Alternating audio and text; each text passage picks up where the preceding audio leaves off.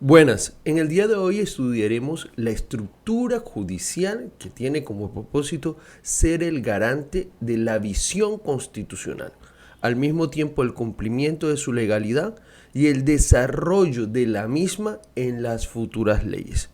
Estaremos hablando de la jurisdicción constitucional conformada o desarrollada en la Constitución en el capítulo cuarto del título 8. Comencemos. Artículo 239. La Corte Constitucional tendrá el número impar de miembros que determine la ley. En su integración se atenderá el criterio de designación de magistrados pertenecientes a diversas especialidades del derecho. Los magistrados de la Corte Constitucional serán elegidos por el Senado de la República para periodos individuales de 8 años de sendas ternas que presente el presidente de la República, la Corte Suprema de Justicia y el Consejo de Estado. Los magistrados de la Corte Constitucional no podrán ser reelegidos. Ok, bueno, miren, aquí de entrada nos está indicando la norma que la Corte estará integrada por un número compuesto de magistrados que será impar. Para el caso específico, la norma determina que podrán ser máximo o tendrán un número de 9 magistrados, ¿ya? Habla también de que como su propósito es el estudio de la constitucionalidad, eh, el perfil de los magistrados tiene que ser un perfil variado, ¿ya? Tiene que ser, digamos, encuadrar un grupo de magistrados que tengan énfasis y conocimiento en diferentes normas. No habla o no determina, pues, como deberían, en casos específicos como la jurisdicción ordinaria, que su experiencia tiene que ser en actuaciones ordinarias como el civil, como el penal, y en la jurisdicción contenciosa, que su experiencia tiene que ser básicamente o desarrollada en la práctica en temas de tipo contencioso administrativo. Para el caso concreto, la jurisdicción constitucional habla de la variabilidad. También indica que serán elegidos por el Senado de la República, excepcionando la participación de los representantes de las cámaras. Dice que su periodo es de 8 años, pero que dice que tendrán que ser enviados por ternas presentadas por el presidente de la República, la Corte Suprema de Justicia y el Consejo de Estado. Bueno, ante esta situación es importante tener en cuenta algo. Vivimos en un país de tipo político, así que sabemos que de las ternas presentadas, el que tiene más favorabilidad de participar o de incluirse como magistrado futuro es el que venga en la integración de un perfil del presidente más que de las altas cortes. Pero hay veces estos también tienen una representación política y se hacen designar por una corte. Entonces terminan teniendo también buenas relaciones en el Congreso en el Senado y haciéndose elegir por los mismos. Simplemente fueron designados por una autoridad concreta. Eh, Estos cargos, aunque son muy técnicos, no dejan de tener una relación política como factor principal para su designación y después para su elección. Entonces, ahí tengamos claro eso. Los magistrados de la Corte Constitucional dicen que no podrán ser reelegidos. Este tipo de perfil de magistrados no te deja ser reelegido como en la misma entidad que ya fuiste elegido, ¿ya? No podrá ser 2 veces magistrado de la Corte Constitucional. Artículo 240. No podrán ser elegidos magistrados de la Corte Constitucional quienes durante el año anterior a la elección se hayan desempeñado como ministros del despacho o magistrados de la Corte Suprema de Justicia o del Consejo de Estado. Bueno, aquí hay un impedimento específico a un tipo de perfil profesional ejecutivo y un tipo de perfil profesional judicial que estuvieran desarrollando actividades durante el año inmediatamente anterior. Entonces, no dice que no puede ser magistrado de la Corte Suprema de Justicia y que después sea magistrado de la Corte Constitucional. No, hay un impedimento en relación a la parte de el año inmediatamente anterior, ¿ya? Entonces puedes participar de estas magistraturas simple y llanamente teniendo una gran relación política, unas competencias generales, porque no te exige una relación cognitiva superior, sino que tengas un conocimiento práctico, una experiencia, una historia que es genérica como tal y que la puedes adquirir en el desarrollo de tu carrera del derecho. Entonces, pues bueno, aquí podemos ver que también todo lo correspondiente a los magistrados de las altas cortes, el perfil es muy específico. No son administradores de empresas, no son contadores, no, siempre tienen que ser abogados. Ese es el perfil que se exige y es de los pocos perfiles excepcionales en la descripción de profesiones o de cargos institucionales. ¿Ok? Pasemos al 241 que indica lo siguiente. Aquí sí nos vamos a comenzar a adentrar en, digamos, competencias, funciones y actividades que debe desarrollar la Corte Constitucional. ¿Listo? Artículo 241. A la Corte Constitucional se le confía la guarda de la integridad y supremacía de la Constitución, en los estrictos y precisos términos de este artículo. Con tal fin, cumplirá las siguientes funciones. Primero, decidir sobre las demandas de inconstitucionalidad que promuevan los ciudadanos contra los actos reformatorios de la Constitución, cualquiera que sea su origen, solo por vicios de procedimiento en su formación. Pues bueno, este numeral no necesita mucha explicación.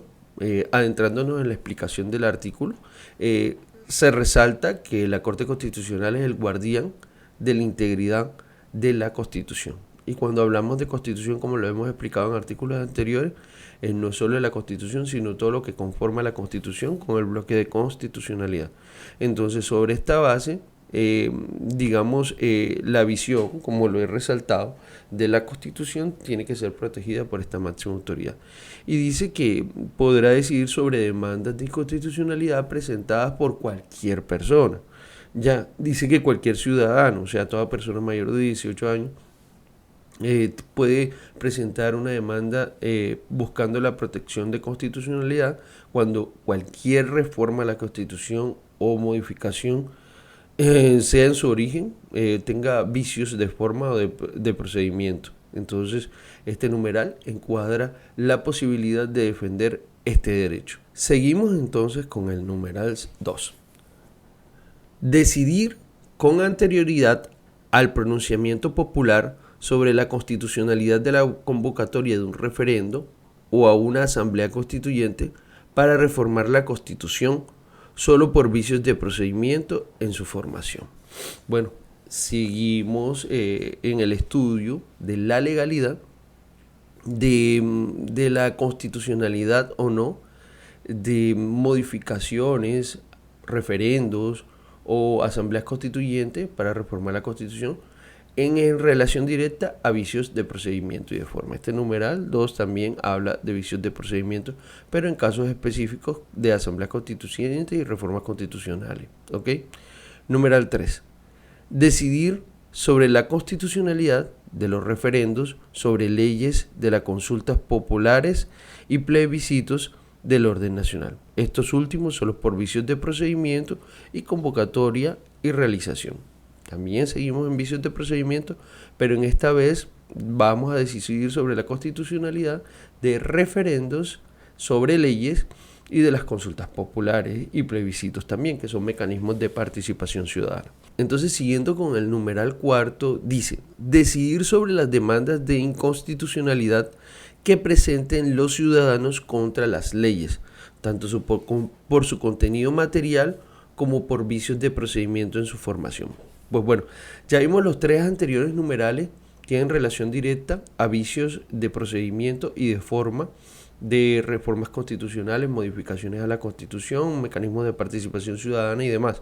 En el numeral 4 ya nos adentramos específicamente a demandas de inconstitucionalidad relacionadas contra leyes, ya no solo en sus vicios de forma, sino en su contenido específico. Así que la Corte también tiene esa garantía de proteger procedimientos y contenido material. ¿Ok?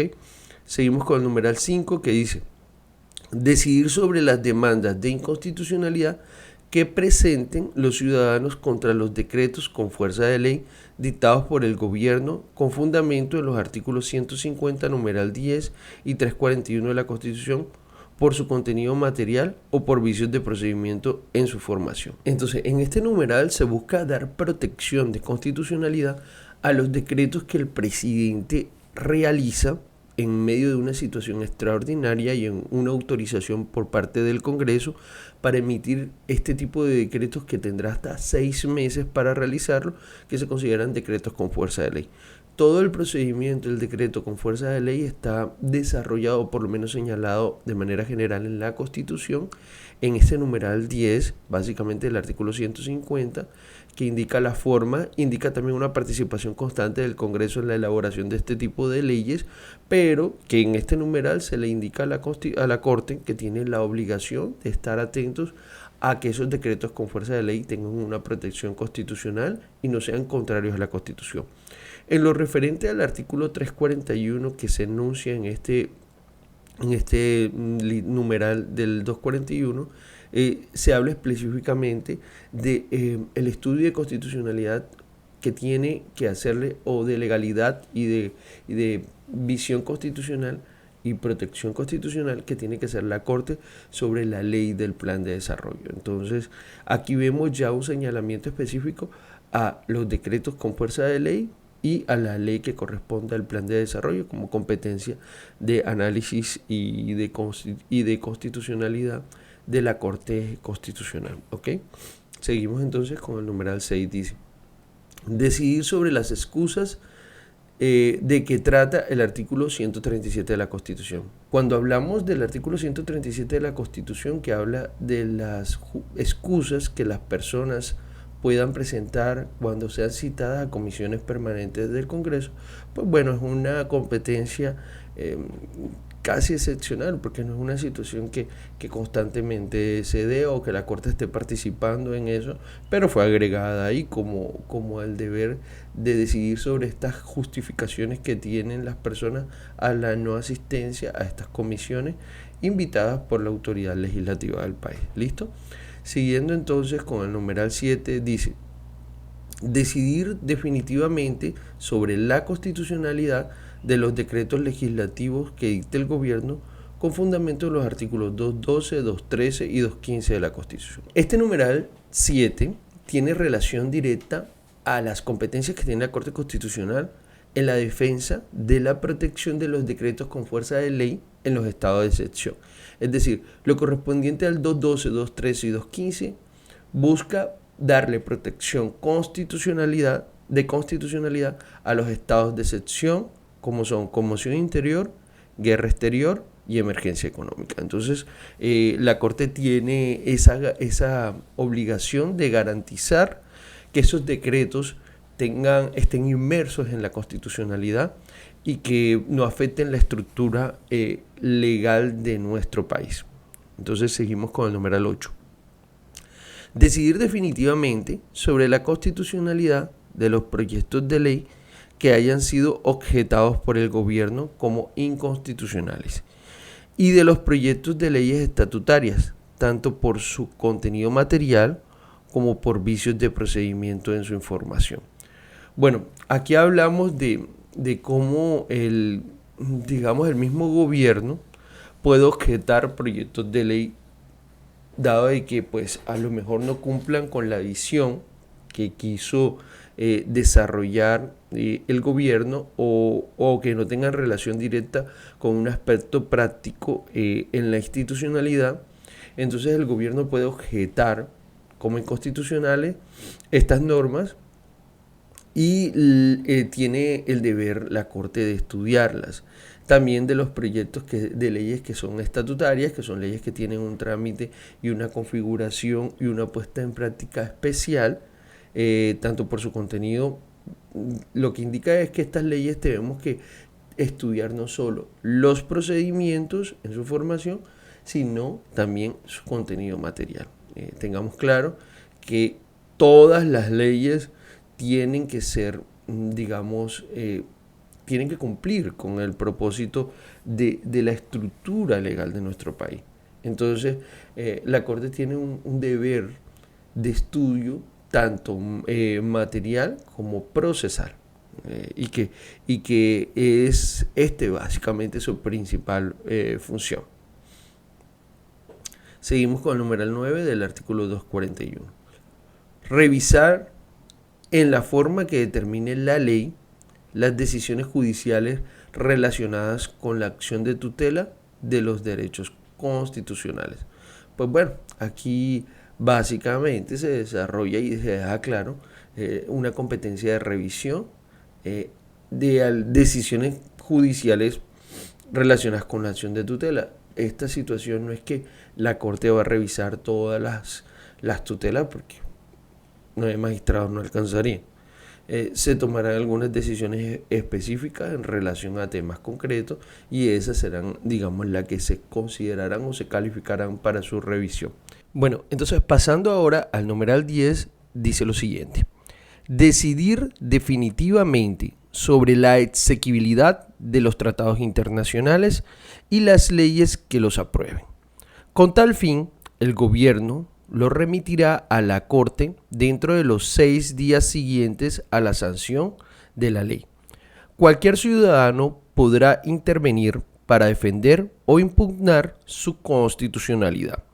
Si la Corte los declara constitucionales, el gobierno podrá efectuar el canje de notas. En caso contrario, no serán ratificados. Cuando una o varias normas de un tratado multilateral sean declarados inexequibles por la Corte Constitucional, el presidente de la República solo podrá manifestar el consentimiento formulando la correspondiente reserva. Bueno, miren, ¿qué nos dice este numeral 10? Este numeral 10 tiene relación a las responsabilidades de la Corte Constitucional en relación a tratados y convenios internacionales aprobados por el gobierno colombiano. Señala de forma específica que la Corte tiene la posibilidad de declarar la exequibilidad o inexequibilidad de los mismos. ¿Qué significa? Bueno, estas son palabras naturales en el vocabulario del derecho, ¿ya? Pero para aclararlo, algo que es exequible es algo que reúne los requisitos de legalidad constitucional. Algo que es inexequible, que es lo contrario, es algo que no reúne los requisitos de legalidad constitucional o se considera inconstitucional. Así que en el aspecto práctico, para simplificar el vocabulario, exequible es igual a constitucional. Inexequible es igual a inconstitucionalidad. Entonces, aquí en este numeral, aparte de determinar, se señalan los procedimientos en caso de que, digamos, se encuentren algunas normas dentro del tratado o algunos artículos que se consideren inconstitucionales y, digamos, el deber ser que corresponde al Ejecutivo en caso de considerar que es inconstitucional. Aceptarlo o, digamos, omitir ese tipo de normas y establecer la postura de la nación colombiana en relación a eso. También señala algo importante: la declaración o la posibilidad de reconocimiento de inconstitucionalidad, para simplificar el vocabulario, lo puede hacer cualquier ciudadano para defender, digamos, el derecho. Entonces esto lo que nos lleva a la práctica es que no tienen que ser abogados, que no tienen que ser grandes constitucionalistas, sino que cualquier ciudadano puede acudir ante la Corte si hay una norma o una norma de carácter internacional que se quiera aplicar prácticamente en la Constitución o ponerla en la regulación institucional de nuestro país y que tenga vicios de constitucionalidad. Se puede demandar por cualquier persona. Pasando entonces el numeral siguiente, el numeral 11, nos indica lo correspondiente. Dice, numeral 11 del artículo 241. Numeral adicionado por el artículo 14 del Acto Legislativo número 2 de 2015. El nuevo texto es el siguiente: dirimir los conflictos de competencia que ocurran entre las distintas jurisdicciones. Bueno, aquí hay una competencia ya práctica en relación a qué, a que se toma la Corte Constitucional como ente solucionador entre las jurisdicciones que son, digamos, que tienen un aspecto práctico, entre, digamos, la jurisdicción ordinaria y la jurisdicción contenciosa administrativa. Si se llegara a presentar un conflicto, que en relación muchas veces es conflicto de competencia, para determinar quién es el competente para la estudia de un caso, es la Corte Constitucional, en este caso concreto, en el numeral 11, dice que es el encargado de dirimir los conflictos de competencia que ocurran entre estas distintas cortes. Ya sabemos que en Colombia también hay otros tipos de jurisdicciones como la especial y ahora la agraria, que también pueden presentar conflictos y que, digamos, en el aspecto práctico, el competente para resolverlo es la Corte Constitucional, ¿sí? Pasemos entonces al numeral 12, que dice darse su propio reglamento. Bueno, la competencia práctica de la Corte en relación a autorreglamentarse tiene, digamos, tiene su ser en el hecho de que son entes prácticos, son entes que dependen de su funcionamiento a diario, son entes de que conocen, son entes especializados. Entonces se le entrega la posibilidad de que sean ellos mismos los encargados de autorreglamentarse, eso sí, con base en toda la estructura legal de nuestro país y cumpliendo con la Constitución y los deberes legales. Dice, parágrafo, cuando la Corte encuentre vicios de procedimiento subsanables en la formación del acto sujeto a su control, ordenará devolverlo a la autoridad que lo profirió para que, de ser posible, enmiende el defecto observado. Subsanado el vicio, procederá a decidir sobre la exequibilidad del acto. Bueno, aquí la Corte le está dando como una segunda oportunidad a aquellos momentos donde se presenten situaciones que, más que desde el punto de vista material, sea como de forma o errores en el procedimiento práctico, de que pueda subsanarse eso antes de que sea estudiada la exequibilidad o inexequibilidad y que se pueda negar, digamos, su legalidad o su constitucionalidad por un error de forma. Entonces es como decir, bueno, aquí damos la oportunidad de que subsanen y pues que es notorio el error, pues es de forma y pues sigamos adelante y busquemos en sí que la norma tenga su propósito. Entonces, pasando al artículo siguiente, expresa: los procesos que se adelante ante la Corte Constitucional en las materias que se refiere este título serán regulados por la ley conforme a las siguientes disposiciones. Primero, cualquier ciudadano podrá ejercer las acciones públicas previstas en el artículo precedente e intervenir como impugnador o defensor de las normas sometidas a control en los procesos promovidos por otros, así como en aquellos para los cuales no existe acción pública. Imagínense, aquí le da la posibilidad a que cualquier ciudadano no solo pueda presentar acciones que busquen proteger la constitucionalidad de la norma, sino que pueda intervenir en acciones que presenten otro, impugnar en dado caso, y así, digamos, independiente de que no exista, mira lo que dice, una acción pública de por medio, ¿ok? Es una posibilidad práctica, esto es como una generalidad de procedimiento en relación a las actuaciones que puedan ser violatorias de constitucionalidad que establece el artículo 241, ¿ok? Sigamos con el numeral 2. El Procurador General de la Nación deberá intervenir en todos los procesos. Bueno, les contextualizo. El Procurador General de la Nación es un ente, o la Procuraduría como tal, pasando la responsabilidad al sujeto que la representa, es el ente institucional con una representación casi superior en el aspecto práctico y en el aspecto de legalidad. Tiene unas competencias maravillosas, no solo de protección de derechos humanos, representación institucional del Ministerio Público, es como un superhéroe normativo en el aspecto práctico, dado de que no tiene una competencia judicial concreta, sino simplemente es un cuidador, ya, como es un mecanismo también de control, de veeduría, de representación de la población y de defensa a ultranza de la norma. Entonces, entre las funciones y competencias específicas de la Procuraduría es siempre intervenir en este tipo de procesos que se busquen o que se quiera representar, digamos, por sus competencias a la población, pero desde un punto de vista técnico y práctico. Se le coloca a ellos ahí como esos garantes y su voz es súper importante en la toma de este tipo de decisiones para considerar la integridad de la legalidad de las normas. Entonces tenemos a la Corte Constitucional como mecanismo y como jurisdicción garante.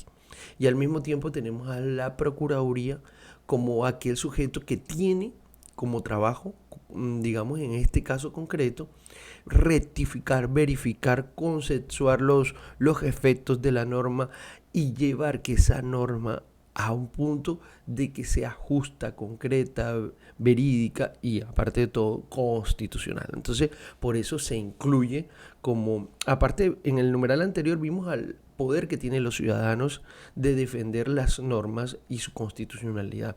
Aquí vemos ahora la representación que se le entrega al procurador para hacerlo. Numeral 3, entonces, pasemos al siguiente.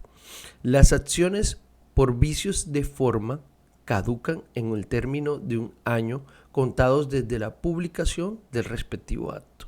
Bueno, aquí se señala de manera específica un periodo de un año para, digamos, representar o hacer acciones por vicios de forma, digamos, contados desde la publicación del respectivo acto concreto.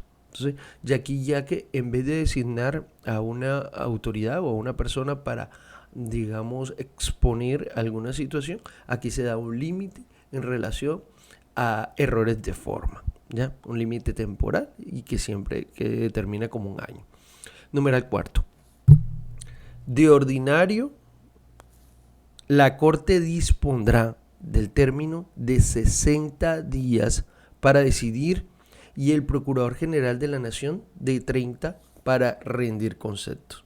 Es decir, bueno, aquí estamos hablando del término en el cual se tiene que señalar la constitucionalidad o inconstitucionalidad de algo y la participación concreta del procurador en caso. Por eso ahorita los enuncié, son dos garantes.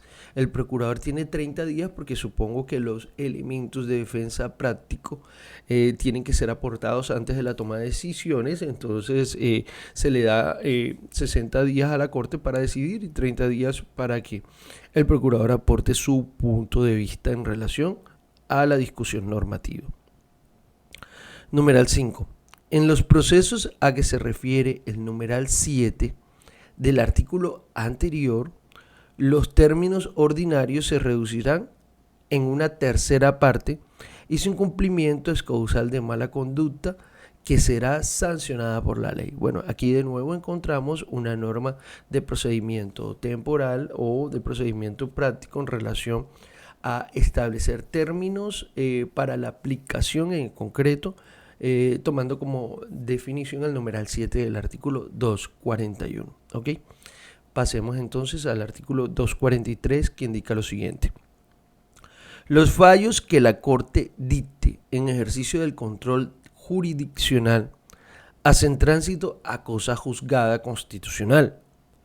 Ninguna autoridad podrá reproducir el contenido material del acto jurídico declarado inexequible por razones de fondo mientras subsistan en la carta las disposiciones que sirvieron para hacer la confrontación entre la norma ordinaria y la constitucional. Bueno, aquí vamos a establecer de nuevo varias cositas. Primero, ¿qué nos está diciendo en el primer párrafo? Dice que los fallos de la Corte en el ejercicio de control jurisdiccional tendrán tránsito hacia cosa juzgada constitucional. Para la mayoría de nuestros seguidores que no son abogados, pues estos videos específicos son más hechos para no abogados.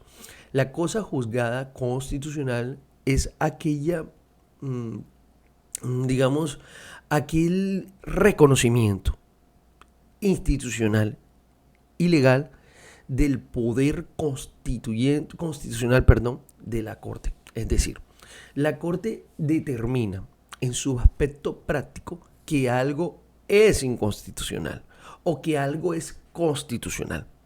Eso, cuando se dice que es cosa juzgada, es cosa determinada, cosa reconocida, cosa aceptada, cosa señalada, no sujeta a nueva discusión.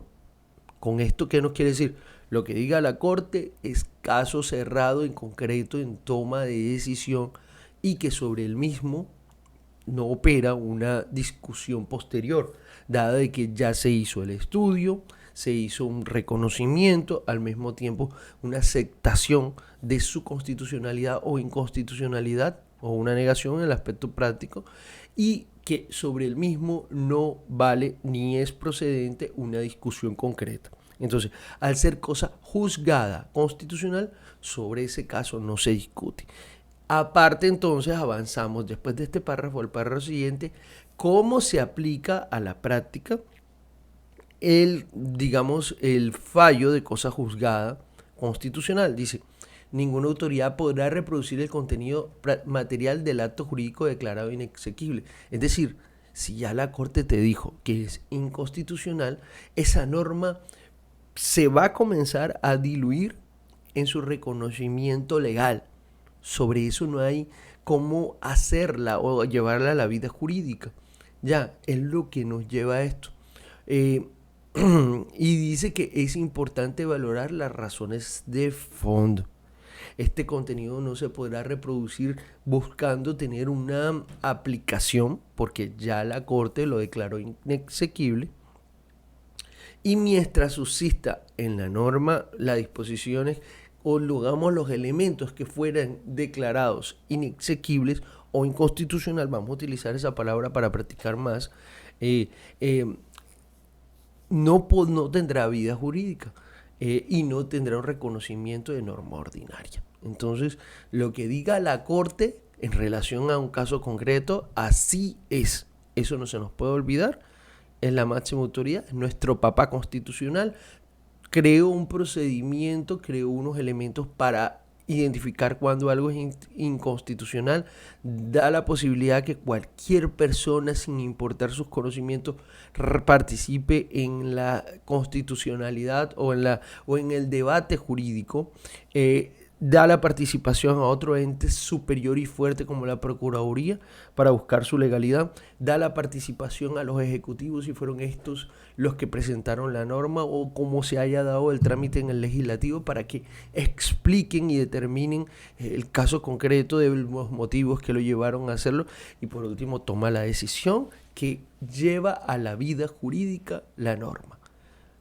Aquí se hace, en este aspecto, lo que diga la máxima autoridad en materia especial, que es la Corte. Bueno, entonces pasemos al artículo siguiente, el 244, que determina: la Corte Constitucional comunicará al presidente de la República o al presidente del Congreso, según el caso, la iniciación de cualquier proceso que tenga por objeto el examen de constitucionalidad de normas dictadas por ellos. Esta comunicación no dilatará los términos del proceso. Bueno, lo acabamos de decir, o sea, la Corte es el garante del debido proceso constitucional, por lo cual tiene que llamar a todos los actores que hicieron parte en la creación de una norma, que de manera específica son el Ejecutivo, el Legislativo y el Ministerio Público, ya cuando está publicada o desarrollada, y en el aspecto práctico los ciudadanos. Así que la Corte convoca a todos los que tienen interés en el surgimiento, desarrollo y puesta en práctica de una norma y dice: señores, aquí hay una situación por la cual se demandó la constitucionalidad de la norma, vengan, se defienden, que yo voy a tomar una decisión al final y lo que yo diga es cosa juzgada por razones de mis competencias, ¿ok?